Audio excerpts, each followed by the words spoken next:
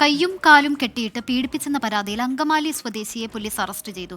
കറുകുറ്റി സ്വദേശി ജോസിനെയാണ് Angamaly police arrest ചെയ്തത്. കടം വാങ്ങിയ പണം തിരികെ നൽകാമെന്ന് പറഞ്ഞ് വിളിച്ചു വരുത്തി കെട്ടിയിട്ട് പീഡിപ്പിച്ചെന്നാണ് പെൺകുട്ടിയുടെ പരാതി.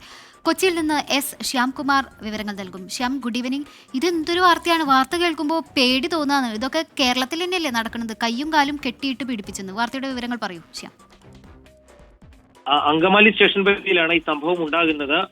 28 വയസ്സുള്ള യുവതിയെയാണ് കടം വാങ്ങിയ പണം തിരികെ നൽകാമെന്ന് പറഞ്ഞ് വിളിച്ചു വരുത്തുകയും തുടർന്ന് അവിടെ ആ വീട്ടിൽ കയ്യും കാലും കെട്ടിയിട്ട ശേഷം പീഡിപ്പിച്ചു എന്ന പരാതി ഉയർന്നത്. തുടർന്ന് പെൺകുട്ടിയുടെ മൊഴി പോലീസ് രേഖപ്പെടുത്തി.